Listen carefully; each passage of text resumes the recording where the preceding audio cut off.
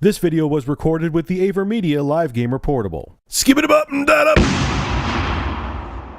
This article is just wow. It's about Call of Duty. But anyway, first off, before I give the YouTuber shout out, I want to give a shout out to G2PO, Tony Steeman, and Gamersgate.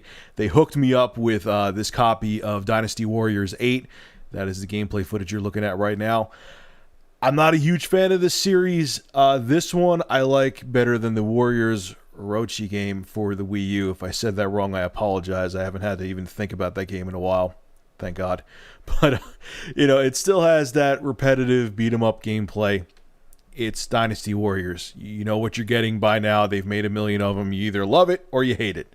I'm not in love with it, but I like it better than the one for the Wii U. Moving on. So today's shout out goes to YouTuber GTA Police Copter. I'll have a link to his channel below in the description. And a Call of Duty developer is receiving death threats on Twitter because of the recent update to Call of Duty Black Ops 2. I shit you not. So David Vonderhaar, design director of Call of Duty Black Ops 2, received some colorful tweets, I believe it was yesterday, after a patch was released for the game. First off, here is what the patch did. Okay, it reduced the damage of the AN-94 and reduced the rate of fire on the DSR as well as the ballista weapons. That's it. That's all the patch did. And this is how the Call of Duty community reacted. This is what they said to him on Twitter. I quote verbatim. This is not me paraphrasing. This is coming right from Twitter and Kotaku. End your fucking life, you cancer cunt. I will fuck your daughter. That's one Twitter user. I hope you die.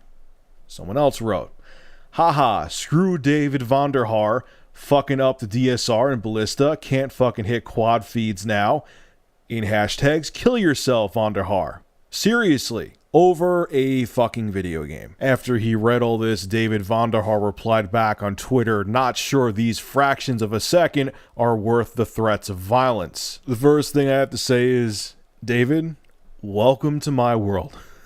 I mean, I understand, the Call of Duty developers, I'm sure they're on Twitter a lot and they see shit like this, but I'm on the front lines with this shit every day, man. And every day I have some little prick or adult prick who is being a complete asshole. I've gotten threats. I remember there was one time I got true threats. The scariest ones to me, I don't care about the trolls, whatever.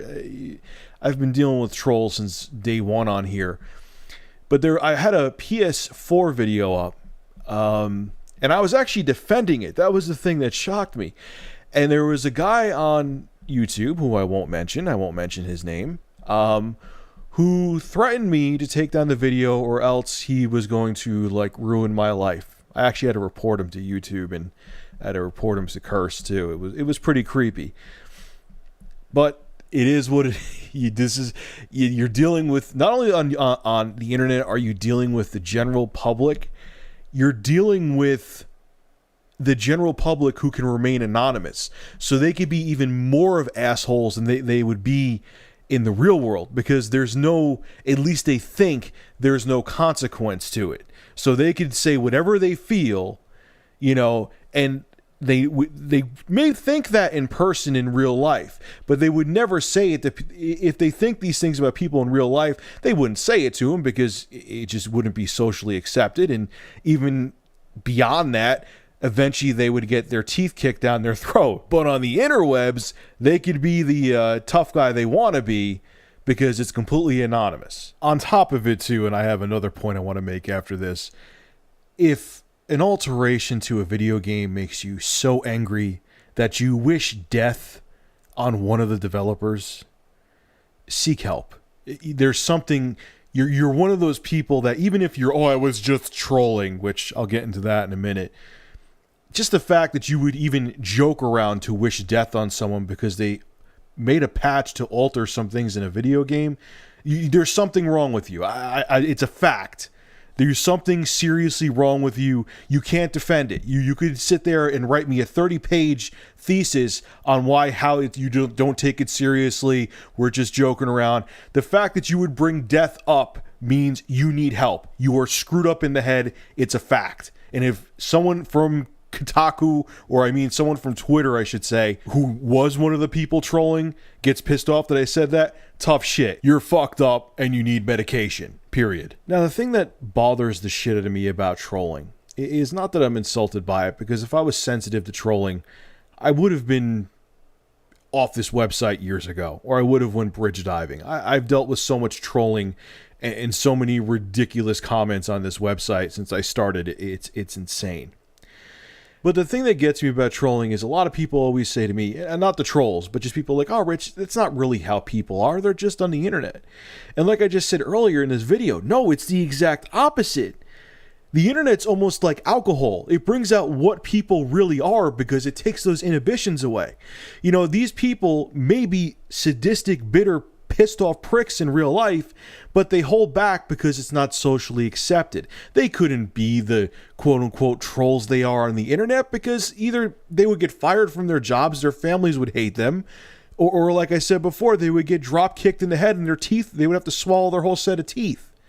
But on the internet, they can be who they really are. And that's what scares the shit out of me, is how many angry, embittered people there are out there. And you really see it on websites like YouTube. You see how much hate there is out there. That's what bothers me, is that how many angry, evil people there are on this planet. I knew that before YouTube, obviously. I haven't lived in a glass bubble. But it's just like, holy shit, man. And the thing about trolls, too, is they always say their defense is, this is just entertainment to me. And I have a busy life, and, you know, this to me, when I have downtime, is enjoyable. And I always scratch my head and I like, okay, you're trying to damage control why you troll, but let me flip it, let me give you the reality. The little downtime you have, you enjoy spending it on the internet trying to piss off other people that you don't know. It doesn't sound as good when I word it that way, does it? But that's the truth.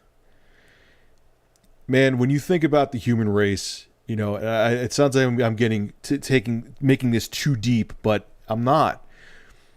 We try to be so advanced, and we think we're so evolved, and, you know, we're a brilliant species. But when you see things like this and you really think about what causes trolling, it makes you realize we're only like a fraction away from apes fucking picking lice off each other, man. We are not as smart as we think. Anyway, I'm going to get off my soapbox now. Make sure to rate, comment, favorite, and subscribe. And if you have an interesting news story you would like me to discuss, private message me with a link via YouTube. And if I use your news article, I will give you a shout out in the video and feature your YouTube channel in the description. Have a good one.